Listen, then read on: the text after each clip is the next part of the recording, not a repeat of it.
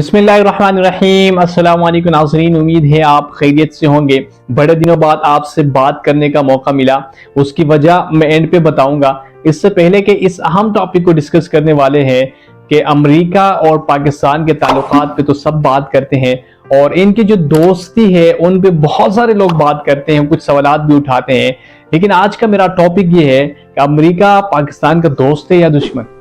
इस टॉपिक को लेके वो आगे मैं आपको वो डिटेल्स दूंगा, आखिर में जाके आप फैसला कर सकते हैं और आप इस पे फैसला करेंगे कि अमेरिका पाकिस्तान का दोस्त है या दुश्मन।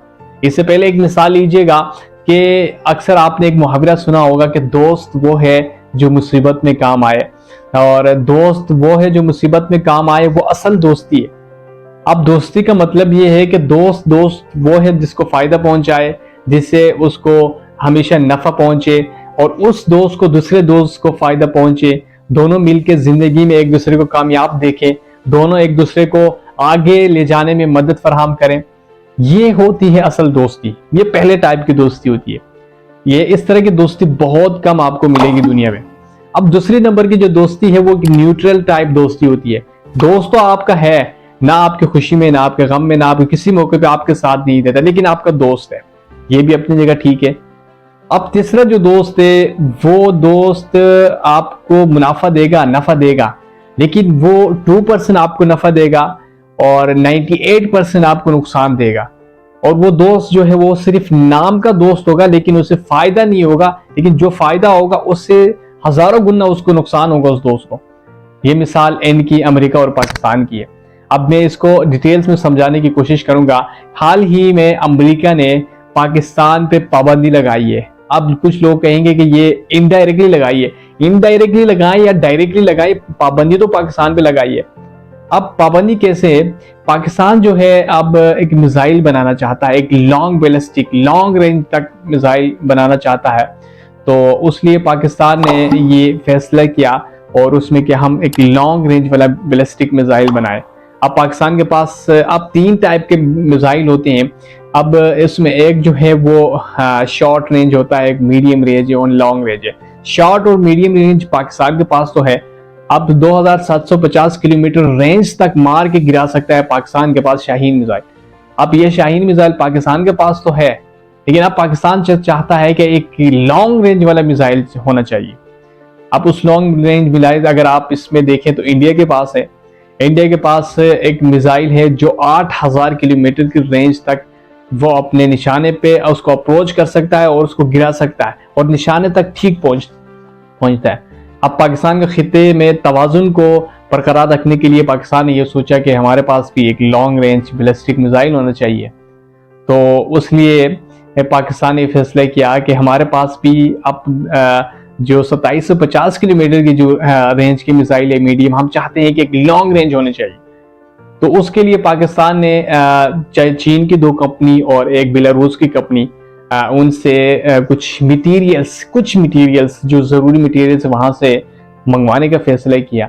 अब ये एक बड़ा अहम टॉपिक है। अब पाकिस्तान ने चाइना की 2 कंपनी और बेलारूस की कंपनी, इनसे कुछ जरूरी मटेरियल सैंक्शन वो जरूरी जो उसमें इस्तेमाल होते हैं उस मिसाइल को बनाने में जो मदद फराहम करते हैं, अब उन्होंने ये फैसला किया। तो उसके बाद कुछ यूं हुआ कि अमेरिका ने इनडायरेक्टली इन 2 कंपनी, चाइनीज और एक बेलारूस की कंपनी, इन पे पाबंदी लगा दी कि भाई आपने किसी तरीके से पाकिस्तान को कोई मटेरियल्स नहीं देना। पाकिस्तान मिसाइल बना रहा है, आपने ये मटेरियल्स नहीं देना, उन पे पाबंदी लगा दी। इसका मतलब यह है कि पाकिस्तान मिसाइल बना रहा है एक लॉन्ग रेंज और अमेरिका चाहता है कि पाकिस्तान के पास ये मिसाइल ना हो, और अमेरिका ने पाकिस्तान पे ये डायरेक्टली समझ ले कि पाबंदी लगा दी कि आप ये नहीं बना सकते। अब एक मुल्क की अपनी मर्जी भाई, वो बना सकता है, लेकिन हमने अपने आप को इस लेवल तक पहुंचाया है कि हम किसी भी काम को प्रॉपरली नहीं कर सकते। अगर हम पे कोई पाबंदी लगाए है तो वो लगा सकता है। आप एक मुल्क पे आप पाबंदी लगा रहे हैं, वो उसकी अपनी मर्जी है, वो अपनी सेल्फ डिफेंस के लिए, अपने मुल्क की डिफेंस के लिए, दिफा के लिए वो मिसाइल बनाए। अब पाकिस्तान ने एक लॉन्ग रेंज मिसाइल बनाने के लिए फैसला तो किया है। अब इसमें खित्ते को तवाजुन को बरकरार रखने के लिए, अमन को बरकरार रखने के लिए एक लॉन्ग रेंज मिसाइल बनाने का फैसला किया। तो उसके बाद अमेरिका ने पाबंदी लगा दी। अब ये फैसला आप ही कर सकते हैं कि एक मुल्क जो एक मुल्क का दोस्त होता है तो दोस्त को फायदा पहुंचाता है। अगर वो दोस्त ये सोचा है हमेशा कि वो आपको 2%, अमेरिका की तरफ से अगर 2% फायदा पाकिस्तान को मिल रहा है, 98% पाकिस्तान को नुकसान पहुंचा है। हमेशा 1947 से लेकर जब आप पाक रिलेशन पढ़ेंगे अमेरिका के रिलेशन को, तो आपको समझ आएगा कि वो असल में वो इश्यूज क्या है।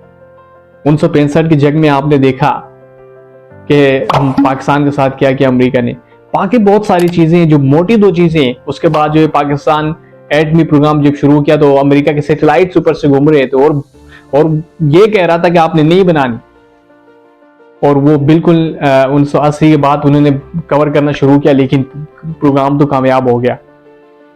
अब अमेरिका चाहता है कि लॉन्ग बैलिस्टिक मिसाइल न बनाए, इसके पास मीडियम है, ये काफी है, बस इस पे गुजारा करें।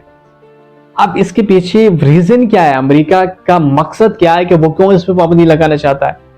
अब उसका मकसद ये है कि एक तो बहुत सारी राय है, एक राय है जो बड़ी अहम है, वो ये कि आपने देखा है कि इसराइल और फलस्तीन की जंग चल रही है। एक तरफ से ईरान ने इसराइल पे अटैक किया है। अब जरा इस पॉइंट को नोट करें कि पाकिस्तान से और इसराइल के दरमियान जो फासला है, डिस्टेंस है, वो लगभग तकरीबन 2385 किलोमीटर, लगभग इतना फासला है। तो अमेरिका ये सोच रहा है कि अब इसके पास 2750 किलोमीटर की रेंज तक तो मिसाइल दस्तयाब है। ये अगर लॉन्ग मिसाइल बनाएगा, लॉन्ग रेंज में बैलिस्टिक मिसाइल बनाएगा, तो ये अगर फलस्तीन के दिफा करना चाहे तो ये वहां से बैठ के डायरेक्टली इसराइल पे वार कर सकता है और इसराइल को मलियामेट कर सकता है और नुकसान पहुंचा सकता है। अमेरिका का तो बच्चा है, वो उसको तो सपोर्ट करेगा। ये लोग बहुत आगे का सोचते हैं, 50-50 साल 60 साल आगे का सोचते हैं। तो अमेरिका ने ये ज्यादातर राय अहम है कि इसलिए फैसला किया है कि अगर कल को मुसलमानों को, तो बहुत ज्यादा मुसलमानों को फलस्तीन में उनके साथ ज्यादती की गई है, बहुत सारे फलस्तीनियों को, मुसलमानों को वहां पे शहीद किया जा रहा है। लेकिन इसका बदला मुसलमान जरूर लेंगे, लेकिन किसी न किसी सूरत में लेंगे जरूर, उनका ये ख्याल है अमेरिकनों का। अब उन्होंने फैसला किया अगर ये लॉन्ग मिसाइल बन गया, अगर 4000 किलोमीटर की रेंज में बन गया, लगभग 5000 किलोमीटर में रेंज में अगर पाकिस्तान ने बना लिया, तो इसका मतलब ये है कि ये इसी तरह इसराइल को टारगेट कर सकता है बगैर किसी मुल्क में जाए, बगैर किसी की मिन्नती की है। तो लिहाजा हम इसको बनाने नहीं देंगे। तो अमेरिका ने इस पे पाबंदी लगा दी। तो इसका मतलब जो मैंने आपको बताया हरगिज ये है कि हम अपने दिफा नहीं कर सकते।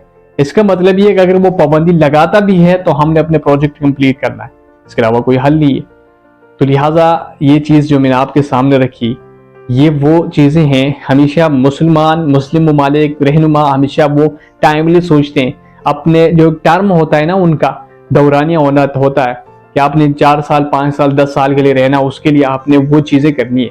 लेकिन उन्होंने ये नहीं सोचना कि आने वाले वक्त में 20 साल में 30 साल में मुल्क के लिए क्या प्लानिंग करनी है, सिक्योरिटी के हवाले से, बहुत सारी चीजों के हवाले से, वो ये नहीं करते। लेकिन ये जो नॉन मुस्लिम कंट्रीज है, यूरोप कंट्रीज है, इनको आगे जाने का, इनके आगे बढ़ने का सिर्फ एक ही राज है कि ये कोई भी अगर 2 साल के लिए आता है, अगर 3 साल के लिए कोई इख्तियार में कोई भी आता है, वो एक लॉन्ग टर्म सोचता है, लॉन्ग टर्म प्लान बना के जाता है। वो किसी भी टारगेट को इसी तरीके से पहुंचते हैं। हमारे पास भी लॉन्ग टर्म होना चाहिए और अपने आप को इतना मजबूत करना चाहिए, अपने मुल्क को और पाकिस्तान को, कि कोई भी मेली आंख से न देखे। लेकिन हालात इतने संगीन हो चुके हैं कि हम किसी भी चीज़ को दिफा करने के लिए तैयार नहीं है और न कर सकते हैं। अल्लाह हमें हमारा हामी नासिर हो। अल्लाह हाफिज़।